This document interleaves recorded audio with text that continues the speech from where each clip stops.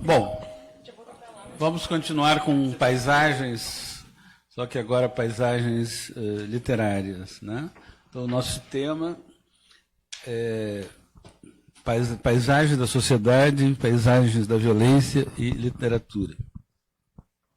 Então, eu queria apresentar os componentes dessa sessão. Em primeiro lugar, a professora Lilian Ramos da Silva, que é professora adjunta de literatura espanhola e afro-latino-americana aqui na URGS, e ela tem mestrado em literatura comparada pela URGS, com especialista em ensino de língua e literatura espanhola, e a doutora em letras, com ênfase em espanhol. Ela foi representante do programa Espanhol Sem Fronteiras, no MEC, na URGS, desde 1914, e atualmente é chefe do departamento de línguas modernas e coordena a pesquisa Vozes Negras no Romance Hispano-Americano. Muito obrigado pela senhora estar aqui. Em seguida, o professor Enio Paciani, que é entre os seus vários títulos, é membro do Conselho Diretivo do ILEA. Ele é doutor pelo Programa de Pós-Graduação em Sociologia da USP, professor adjunto de Sociologia nessa universidade. Tem vários livros, um que acho que todos deveriam ter lido, Na Trilha do Jeca, Monteiro Lobato, a Formação do Campo Literário no Brasil. Trabalha no Grupo de Estudos Cultura, Comunicação e Arte e tem trabalhado sobre sociologia da comunicação, sociologia digital e tem publicado extensamente. Muito obrigado pela sua presença. E o professor Caleb Faria Alves, que é graduado em Ciências Sociais pela USP, doutorado pela USP, professor adjunto da URGS, atualmente é chefe do Departamento de Antropologia, tem publicado extensivamente na área de Sociologia e Antropologia, sobre arte, museus, estética, crítica da arte e literatura. Muito obrigado pela sua presença.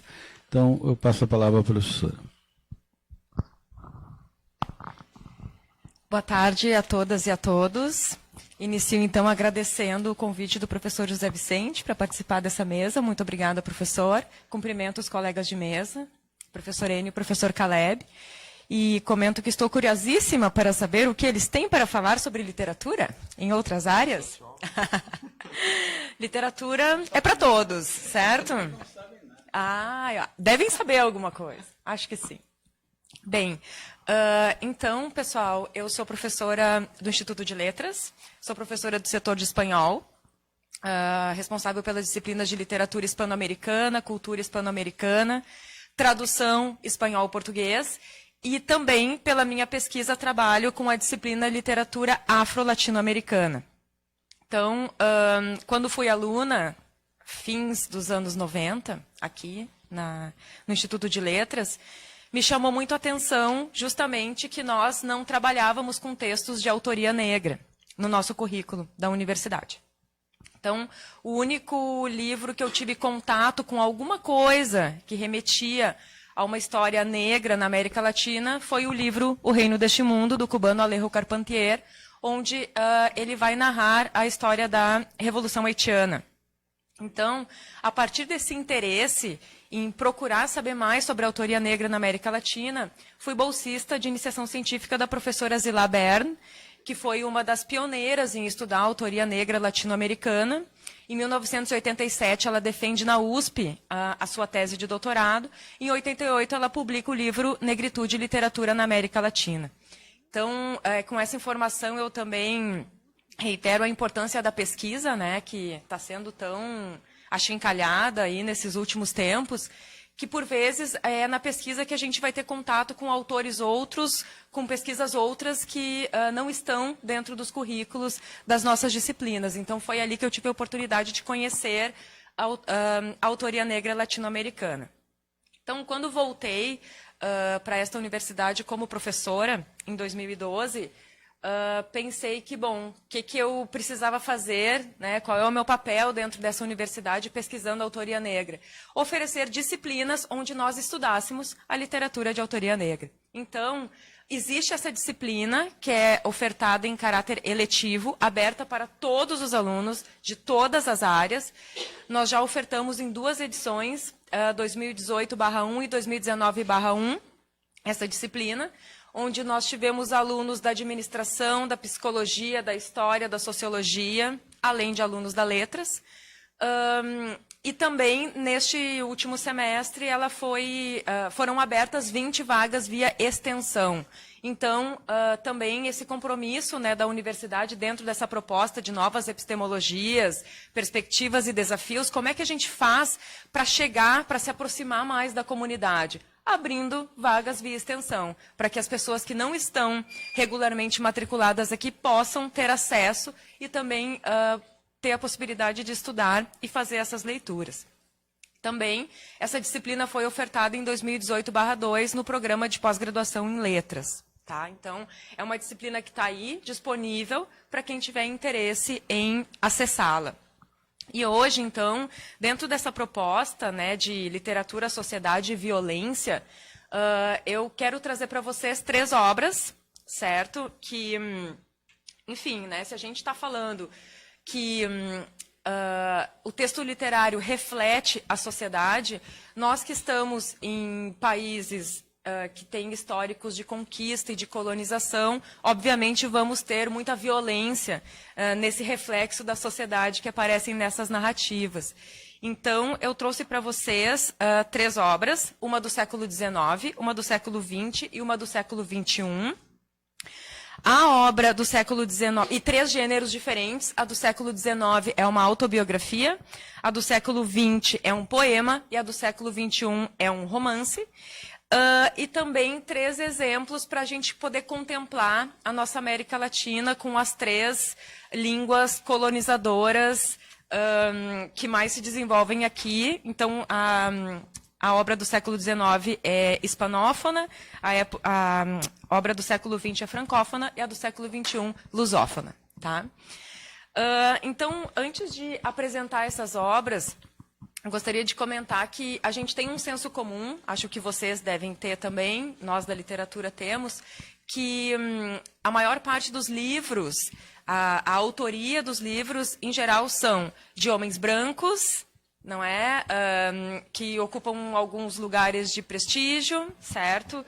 E nós tivemos uma pesquisa bastante consistente da professora Regina Dal Castanhé, da UNB, que foi publicada na revista Cult em 5 de fevereiro de 2018, que vai provar que, de fato, o nosso cânone, tá, ele é formado por literaturas de autoria de homens brancos. Então, vou citar aqui rapidamente um trecho dessa reportagem. O perfil do romancista brasileiro, publicado por grandes editoras, se manteve o mesmo por pelo menos 43 anos. Ele é homem, branco, de classe média, nascido no eixo Rio-São Paulo. Seus narradores, protagonistas e coadjuvantes são, em sua maioria, homens, também brancos, de classe média, heterossexuais e moradores de grandes cidades. Então, agora não é mais senso comum. Nós temos uma comprovação com um estudo de uma professora da área da literatura, demonstrando, né, essa ideia que nós tínhamos. Então, eu vou trazer para vocês 3 obras de autoria negra, para a gente poder comentar um pouquinho sobre elas e como que elas se desenvolvem dentro dessa ideia de sociedade e violência. Tá? Então, sou eu. Ok. No século XIX, então, eu apresento para vocês a autobiografia do poeta escravo Juan Francisco Manzano. Tá? Ele foi escrito em 1835 e ele foi uma solicitação de literatos naquele momento da fundação da Academia Literária Cubana, representada por Domingo del Monte, e que fizeram a solicitação que ele escrevesse um texto contando a sua história em troca da compra da sua liberdade. Tá? Bem, como que o Juan Francisco Manzano aprende a escrever? Como a maioria dos escravizados, naquele momento, aprende a escrever, assistindo às aulas que os professores davam para os senhorzinhos. Então, acompanhando lá sentadinho num cantinho, como que eram aquelas aulas, ele vai aprendendo o processo da leitura e da escrita. Ele começa escrevendo poemas. Ele foi um poeta. Então, ele pega os poemas que o seu senhor lia, e ele pegava folhas que eram jogadas no lixo, colocava as folhas por cima daqueles poemas já escritos, e ele copiava os poemas com uma folha sobreposta. E ali, então, ele aprende a trabalhar com essa questão toda da métrica e do ritmo do poema. Quando ele é solicitado a escrever um texto sobre a sua vida, que depois viria a se chamar autobiografia, ele não tem nenhum modelo para copiar. Ele precisa escrever sobre a sua vida e ele não tem de onde tirar aquilo ali. Então, ele vai e começa num fluxo de memória e no fluxo de consciência a falar sobre tudo o que havia acontecido na sua vida. Ele, enquanto um escravizado semi-alfabetizado, tem muitos problemas de escrita, desvios de gramática, problemas sintáticos. O texto dele não tem pontuação, não é dividido em parágrafos, é todo escrito num bloco só. Então, ele escreve esse texto, mas com uma certa mediação. Uma total mediação. Por quê? Ele precisava escrever sobre a sua vida, mas ele tinha que ter muito cuidado com aquilo que ele estava escrevendo, porque justamente aqueles homens que estavam lendo aquele texto, um deles era o seu dono. Então, o que de fato ele podia escrever ali? O que podia constar naquele texto? Ele tinha, de fato, liberdade para falar tudo o que ele queria? Vocês já devem imaginar que não, que ele precisou ter um certo cuidado naquela escrita. Então, ele escreve aquele texto, apresenta esse texto nesse ciclo literário, esse texto é aceito, a liberdade dele é comprada um ano depois, em 1836, e esse texto vai ser publicado primeiramente em inglês e não em espanhol. Por quê? Porque esses literatos da Academia Cubana, a maioria eram ingleses. Então, eles pegam esse manuscrito do Juan Francisco Manzano, escrito em espanhol, levam para a Inglaterra e lá em 1837 ele vai ser publicado pela primeira vez. Vocês já devem imaginar que nesse percurso muita coisa se perdeu com relação à tradução, muita coisa também se perdeu. Lembrando que o que os abolicionistas queriam quando eles solicitavam que os escravizados escrevessem sobre a sua vida? Queriam narrativas de violência. O quanto aquelas pessoas apanhavam, o quanto aquelas pessoas eram castigadas, o quanto as pessoas brancas eram horríveis. Ok, o Juan Francisco Manzano faz isso, mas ele é um poeta. Tá? Então, ele também escreve sobre o seu processo literário. E ele diz, eu tive que guardar tudo de memória. Os meus poemas não estão escritos. Os meus poemas estão num livro das minhas memórias. Então, o texto dele é um texto literário magnífico, cheio de metáforas, com muitas ironias, com muitos silenciamentos, que nós, leitores do século XXI, conseguimos decifrar, porque hoje nós temos uma liberdade para fazer aquela leitura da forma como a leitura deveria ser. Eu trouxe para vocês aqui... bom, aqui são as informações, tá? Que já falei para vocês. Só uma importante. Esse texto, então, publicado pela primeira vez em 1937, em inglês, e ele só vai ser publicado em Cuba 100 anos depois, em 1937. Ele só vai ser publicado no século XX em Cuba.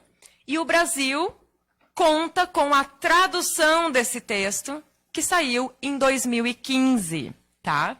O texto original se chama Autobiografia de Juan Francisco Manzano.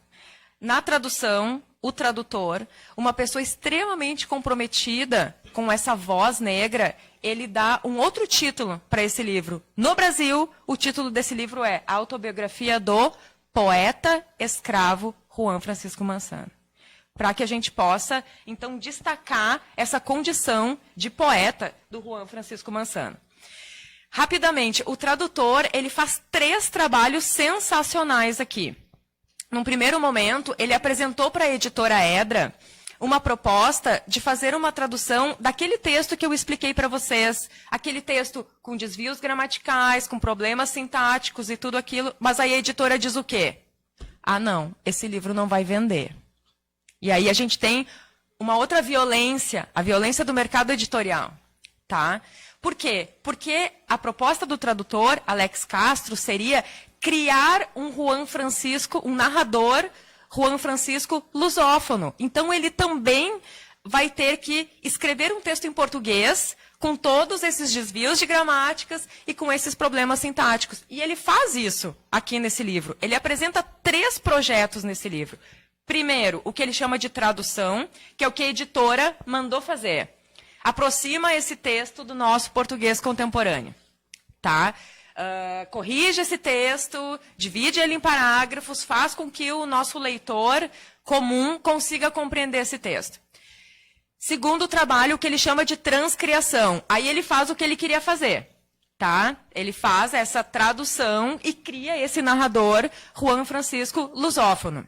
E o terceiro trabalho são as 340 e tantos notas de fim de página de livro, onde ele faz reflexões tanto sobre o processo tradutório, quanto aproximações Brasil e Cuba. Lembrando que foram os 2 últimos países da América Latina que aboliram a escravidão. Tá? Aqui eu trouxe para vocês um trechinho, tá, do texto do Juan Francisco Manzano. Ele está pequenininho, eu vou fazer a leitura em voz alta, porque eu acho que a gente precisa respeitar o Juan Francisco Manzano e fazer essa leitura para que a gente possa conhecer um pouquinho da voz dele.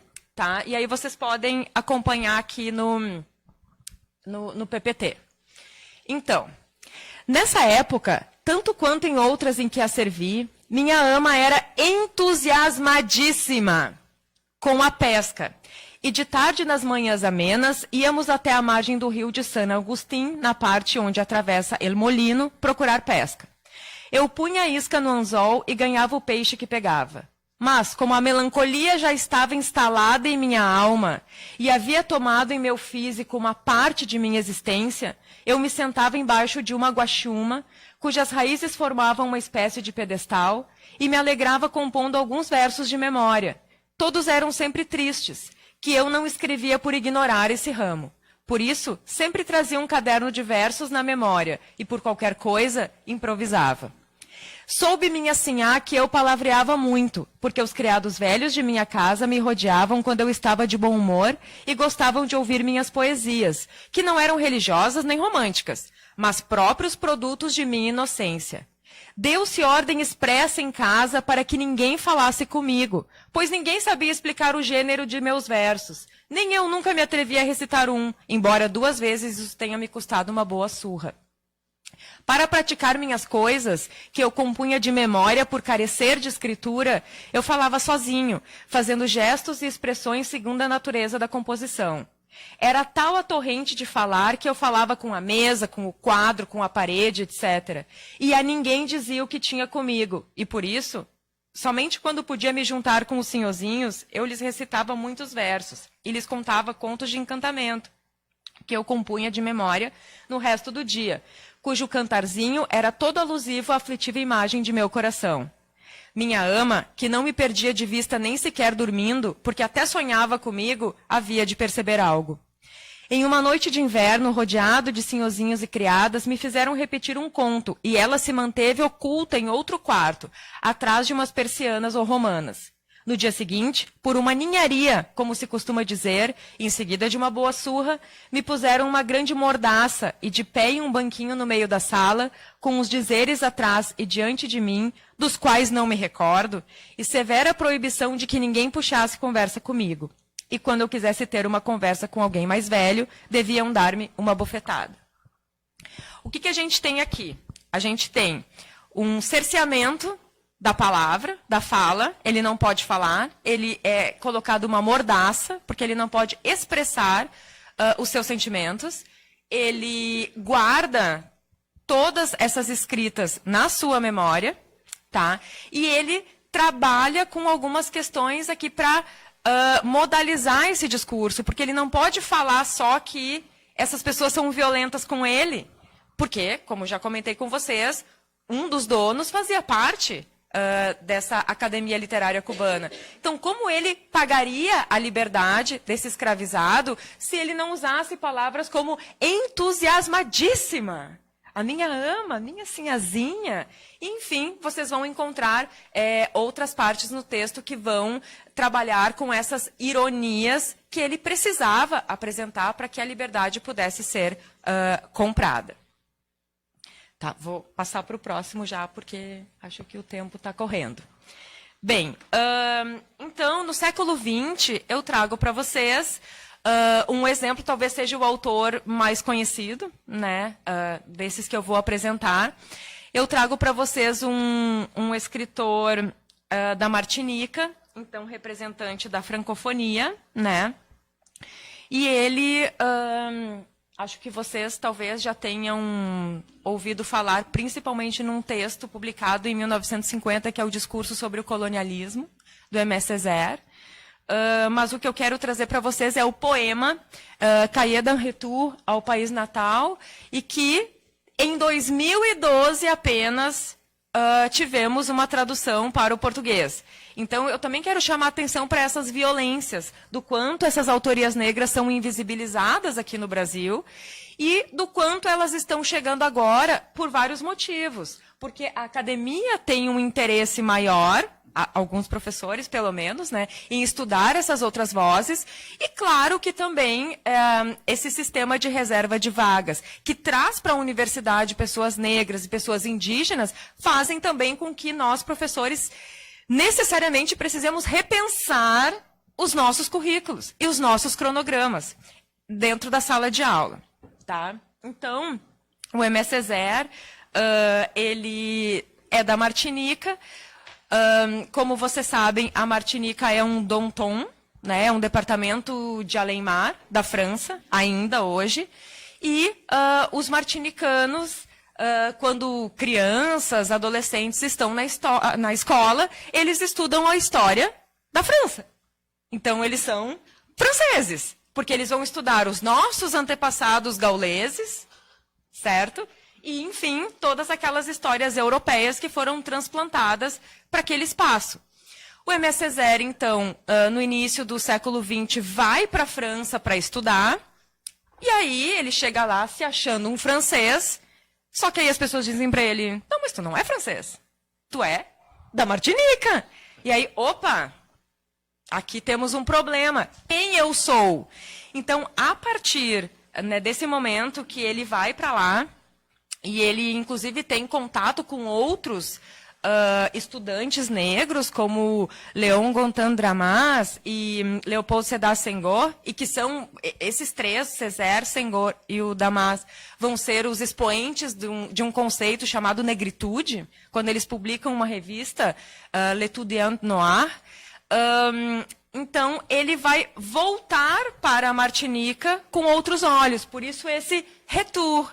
Essa volta, esse olhar diferente. Espera aí, eu não sou mais francês, eu sou da Martinica. Então, eu vou olhar para esse lugar e vou analisar como que se deram os processos de colonização desse lugar e que fizeram eu me sentir francês. Então, ele escreve um poema super extenso, que tem umas 50 páginas. Como ele vive na França no início do século XX, e ele vai beber nessas fontes do surrealismo e das vanguardas, esse poema, ele não tem uma estrutura de poema. Quando vocês começam a ler, ele está separado por vários parágrafos de textos em prosa, tá?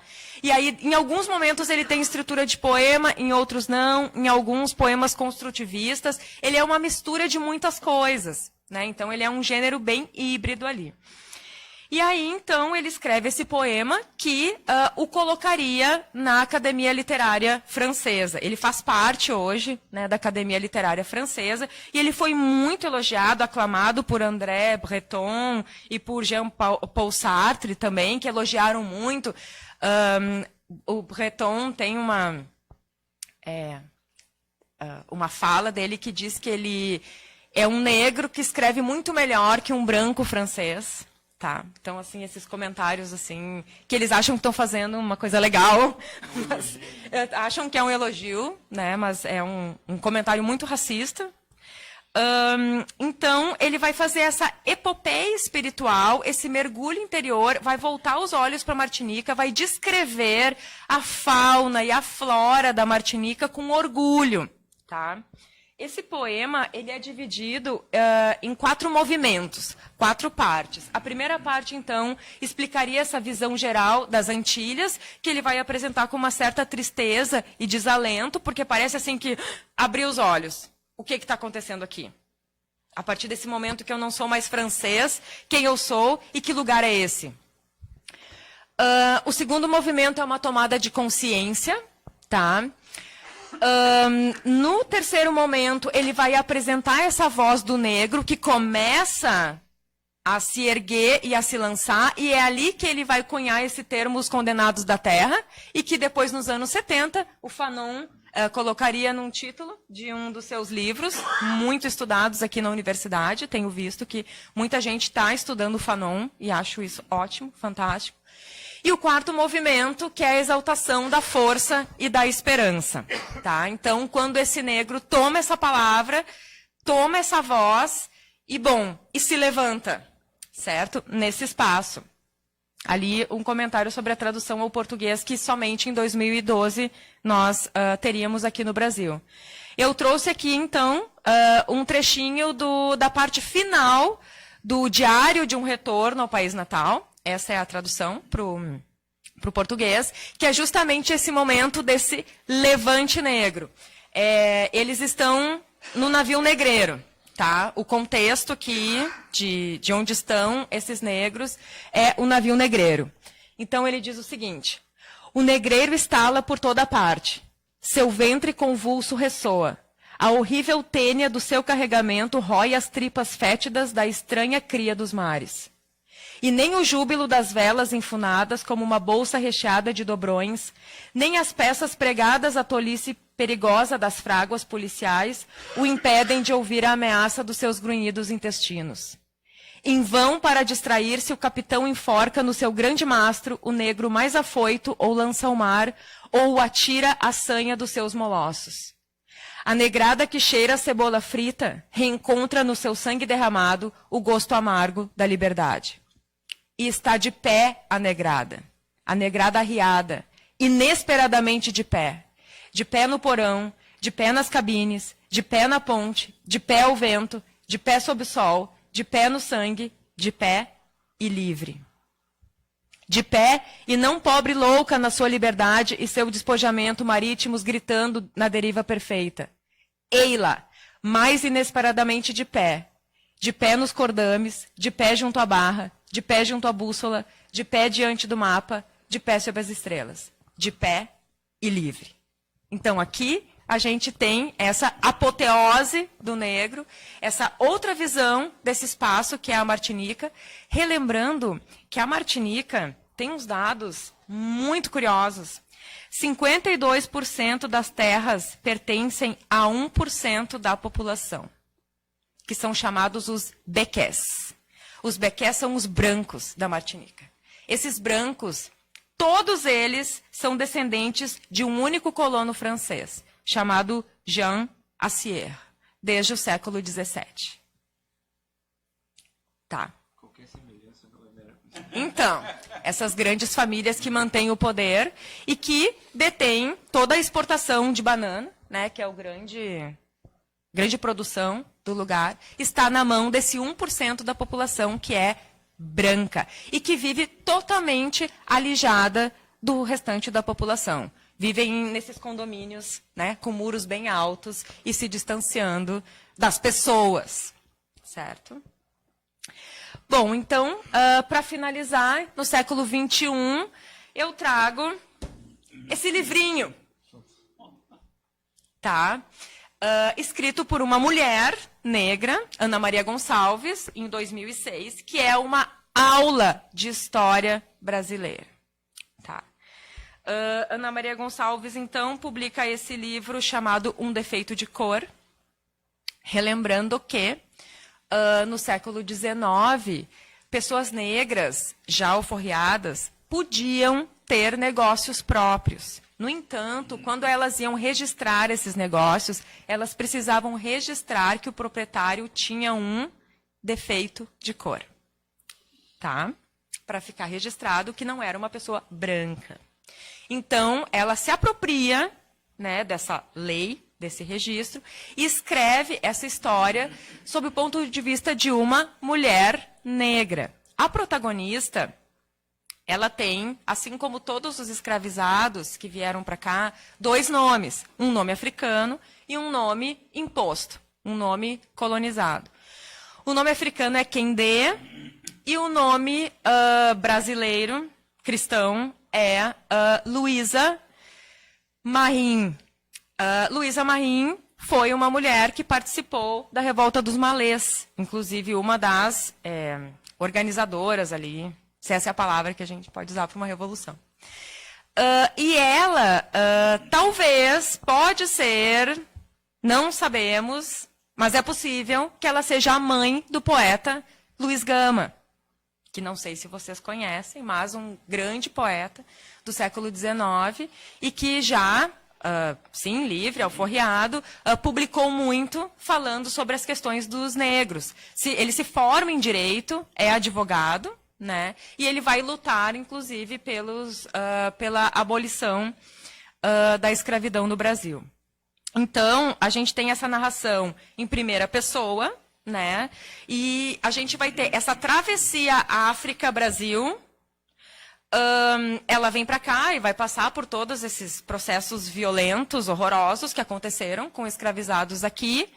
E tem algum momento que ela volta, inclusive, para a África, tá? Porque como ela participa da Revolta dos Malês e quando essa revolta é abafada, os escravizados muçulmanos eles eram convidados a se retirar do Brasil, né? Voltem para a África, para não causarem problemas aqui, né? E ela volta para a África também, e a última cena do livro é ela retornando ao Brasil. Por quê? A Kendé, e eu vou usar aqui o nome africano dela, a Kendé, ela teve 3 gestações, e é isso que eu quero falar, tá? Aqui na questão da violência, eu quero falar sobre a violência da mulher negra, tá? E sobre a solidão da mulher negra. Então, a Kendé, ela tem 3 gestações. A primeira é um estupro do amo, do dono. Então, ela tem aquele filho que é o resultado de uma relação violenta, tá? O segundo filho, que é talvez seja o poeta Luiz Gama, ele é engendrado numa relação de amor, no entanto, com um português que nunca assumiu a relação com ela. Por quê? Porque ele tinha vergonha. Um homem branco, um fidalgo português, não podia assumir que tinha uma relação com uma mulher negra, num momento que ainda existia esse sistema escravocrata. E a terceira gestação é uma gestação de ibejes, de gêmeos. Tá? Então, o primeiro filho, ele morre. O segundo filho... o primeiro filho se chamava Banjocô. Ele morre num acidente caseiro. Assim, se machuca com uma faca e perde sangue e acaba vindo a falecer ainda criança. O segundo filho, Omotundé, que claro que ela não diz que é Luiz, nem diz nada disso, né? Porque a gente pressupõe que seja o poeta Luiz Gama. Ele é vendido pelo pai. Logo após a Revolta dos Malês, a Kendé precisa fugir, porque ela está sendo perseguida e procurada, e ela deixa esse filho com o pai. O pai, com muitas dívidas de jogo, faz o quê? Vende a criança, né? Então, toda a narrativa é a busca dessa mãe por esse filho que foi vendido e que ela nunca viria a encontrar, tá? Então, ela escreve como se fossem cartas. Não são cartas que estão aqui, mas ela está contando a história como se ela estivesse escrevendo cartas para esse filho desaparecido e vendido. E depois, os gêmeos, né? Ela vai ter uma grande preocupação quando ela descobre que está grávida de gêmeos, porque ela diz, será que eu vou conseguir ser feliz e estar com os meus filhos agora? Porque ela, mesmo uma mulher super empreendedora, já com dinheiro, porque ela sempre trabalhou, foi uma escrava de ganho, trabalhou como escravizada de tabuleiros. Ela sempre está se questionando, será que eu vou ter a possibilidade de ser feliz e de estar com os meus filhos? Então, é mais ou menos sobre isso que trata essa narrativa. Esse livro ganhou o prêmio Caça de las Américas, em 2011, tá? E ele inaugura o gênero saga na literatura negro-brasileira. Não é que não existam outros gêneros saga. Nós temos O Tempo e o Vento, nós temos Viva o Povo Brasileiro, nós temos Os Tambores de São Luís, que são sagas, não é? Mas é a primeira vez que um escritor negro escreve uma saga. É esse livro aqui. Pequeno livro, que vocês todos estão convidados, então, a ler e a conhecer um pouquinho melhor. Na próxima semana, ó, tem que ler em uma semana. Então, aqui trouxe um trechinho, né, para vocês também do Um Defeito de Cor, que é no momento que ela descobre que o filho dela foi vendido, tá? Para falar dessa violência com a mulher negra, que se a gente aproximar nos dias de hoje, a gente ainda, século XXI, percebe muitas semelhanças. Porque a mulher negra precisa trabalhar, deixa seus filhos para serem cuidados por outras pessoas e, por vezes, tem que cuidar de filhos de pessoas brancas. Vocês já devem ter visto aí vários filmes, vários livros que retratam essa situação. Então, ela está procurando pelo filho. Em uma destas firmas, disseram que havia 3 semanas que o seu pai tinha amortizado a quantia de R$200. Seu pai, ela está falando com o filho, tá? O filho é o interlocutor. Depois de uma conversa com um dos cobradores, o que para o doutor José Manuel significava ameaça de morte. Enquanto ele me contava isso, a ideia do Tico me parecia cada vez mais provável, mas o doutor José Manuel foi além, pois tinha pensado em algo que meu coração de mãe simplesmente teria se recusado a pensar. Sabendo que aquele não seria o primeiro caso, ele começou a procurar os mercadores de pretos e descobriu que um deles tinha comprado um mulatinho de um homem cuja descrição se parecia com a do seu pai. O mercador se lembrava disso porque você chamava a atenção, estava bem vestido, falava corretamente e parecia ter sido muito bem criado, e também porque percebeu que o homem hesitava bastante em fechar a venda e o tratava de maneira carinhosa. O doutor José Manuel disse que não tinha como afirmar com certeza, mas estava bastante desconfiado de que era mesmo você, principalmente porque a dívida de R$200 foi paga naquele dia da venda, a mesma quantia que o mercador disse ter dado pelo mulatinho. Achei aquela história muito absurda e tentei argumentar que seu pai nunca poderia ter te vendido porque você não era escravo, tinha nascido quando eu já era livre e também porque ele gostava muito de você. O doutor José Manuel então disse que para ser escravo bastava encontrar quem comprasse, pois se algum branco dissesse que tal preto ou mulato lhe pertencia, a afirmação era feita sem necessidade de provas. Bem, pessoal, então, rapidamente, né, nesses 20 minutos, que acho que eu ultrapassei, mas enfim, peço desculpas por ultrapassar o tempo, eu fecho com esse provérbio africano, aqui no Defeito de Cor, os 10 capítulos, cada capítulo inicia com um provérbio africano, tá? E eu finalizo com esse: a sola do pé conhece toda a sujeira da estrada. Por quê?